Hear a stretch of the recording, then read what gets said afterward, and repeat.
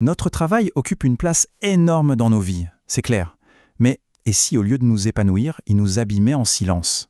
C'est ce qu'on va explorer ensemble, les dangers souvent invisibles du travail moderne. C'est la question, non? Quand on y pense, on y passe des milliers et des milliers d'heures. C'est une part immense de notre existence. Du coup, est-ce que cet environnement nous porte, nous fait grandir, ou est-ce qu'il nous ronge, tout doucement, jour après jour? Ce qu'on voit là, ce n'est pas juste une illustration. Non, ça représente une réalité bien concrète qu'on peut mesurer. Le stress au travail, ce n'est plus l'affaire de quelques-uns.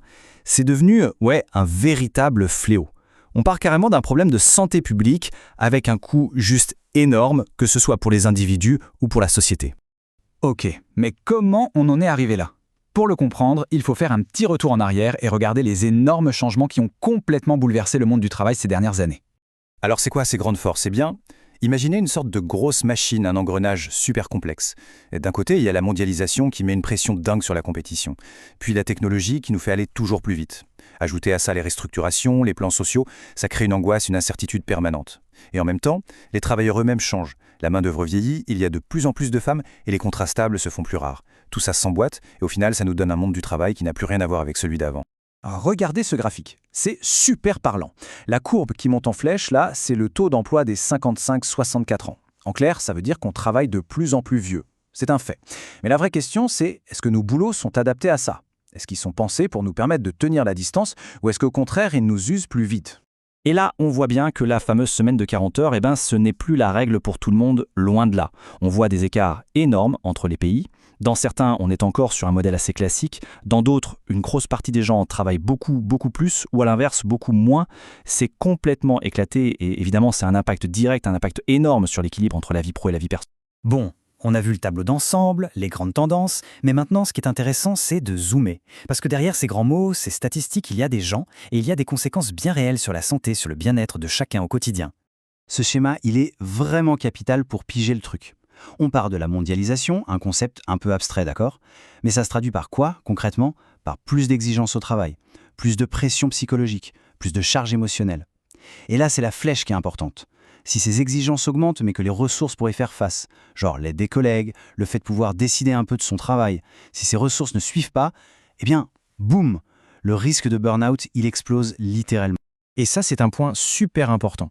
La qualité d'un job, ce n'est pas juste le salaire à la fin du mois, c'est un tout. Il y a l'environnement physique, l'ambiance avec les collègues, l'intensité du travail, est-ce qu'on a un minimum de liberté, est-ce qu'on peut espérer évoluer? Tout ça compte. Un boulot peut très bien payer mais être un enfer sur le plan humain, et inversement.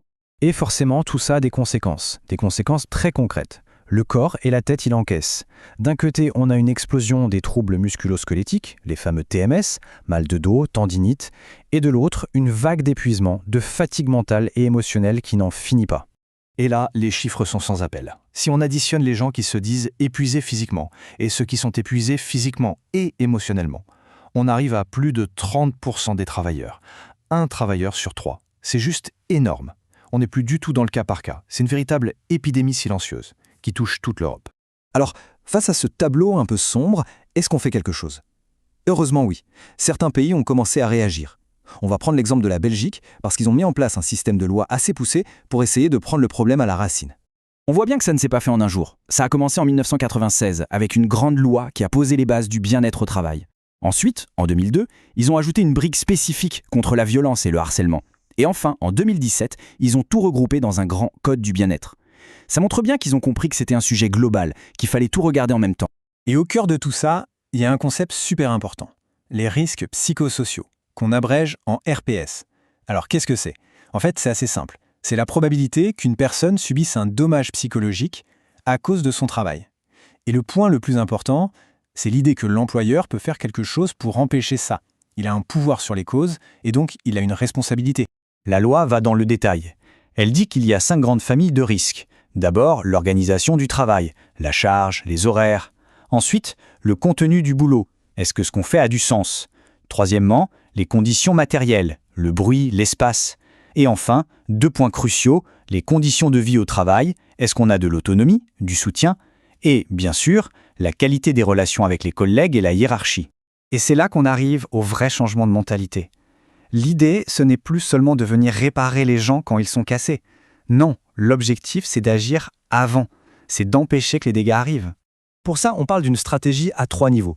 Le 3e niveau, c'est quand c'est trop tard, la personne est déjà malade.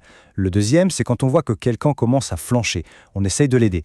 Mais le but ultime, c'est le 1er niveau, la prévention primaire. Là, on s'attaque à la source du problème, à l'organisation du travail elle-même pour que le stress n'apparaisse même pas. C'est plus compliqué, mais c'est de loin le plus efficace. Et cette phrase, elle résume absolument tout. Pendant très longtemps, le message c'était serre les dents, adapte-toi. Aujourd'hui, on est en train de retourner complètement la logique.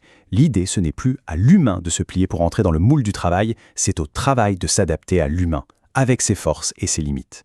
Alors, pour finir, une dernière question. Après tout ce qu'on vient de voir, est-ce qu'un environnement de travail qui ne rend pas malade, c'est juste un petit plus qu'une entreprise offre, ou est-ce que c'est devenu un droit fondamental, tout simplement ? La façon dont on répondra à cette question, collectivement, va sans doute dessiner le visage du travail de demain.